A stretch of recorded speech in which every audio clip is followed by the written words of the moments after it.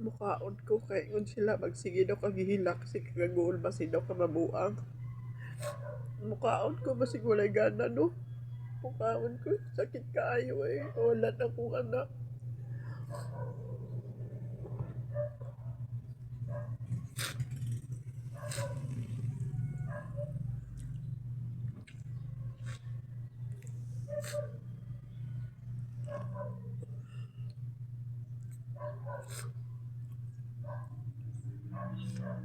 Wala ko'y gana mukaon guys. So kan pagkamatay sa akong anak. Pero wala basig mabuang ko.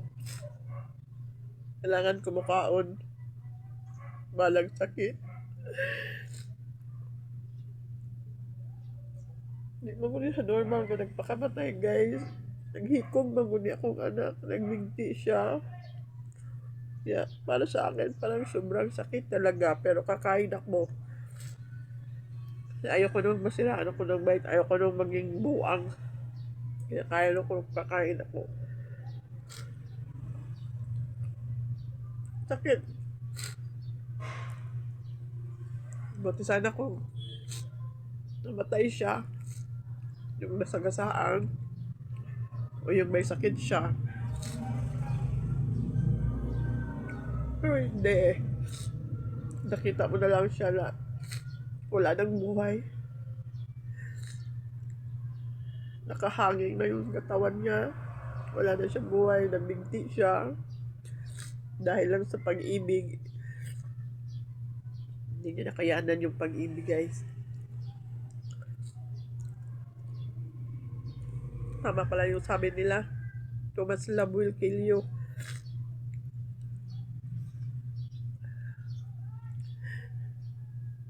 Sakit. Sakit isipin na yung anak mo ba, maliit pa, inalagaan mo, ayaw mong makagat ng lamok, ng ibang bansa ka, magtrabaho ka, para sa kinabukasan ng anak mo. Nagsikap ako para sa anak ko. Akala ko masaya na siya sa mga material na binibigay ko habang nasa abroad ako.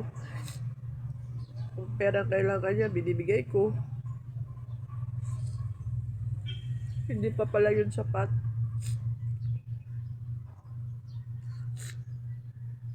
Kaya kayong mga OFW, kung may ipon na kayo, lalo pa yung mga anak kayo, umuwi na kayo, ingatan at alagaan yung mga anak nyo kasi hindi lahat ng mga bata parehong.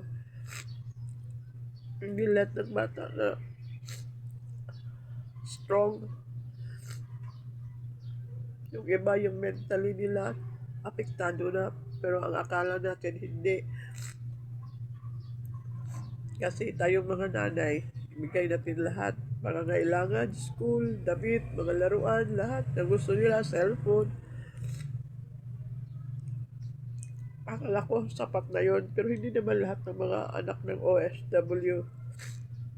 Siya kasi nung iniwan ko siya, kumbaga may trauma na siya pag iniiwan siya.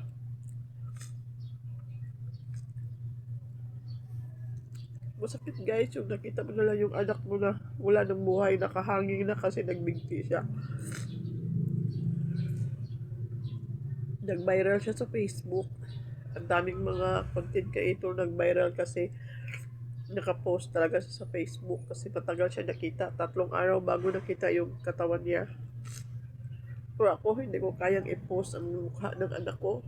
Hindi ko kayang i-post kung anong ginagawa niya.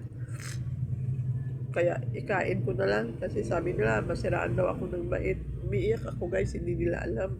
Ayaw kong ipaalam sa pamilya ko na umiiyak ako. Sinasarili ko yung sakit. Kaya kakain ako. Kaya kayo kung may mga anak kayo sa Pilipinas, pag may ipon na umuwi na kayo. Kasi hindi lahat ng bata parehong matapang. Nung anak ko nagkataon, weak talaga siya. Hiniwalayan lang ng girlfriend, nagpakamatay na.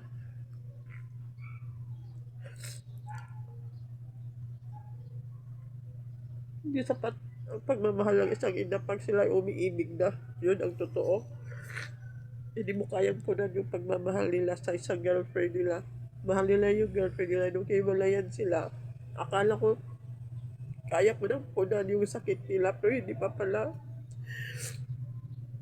Gawa pa rin yung nagbigti guys. Wala ako nagawa.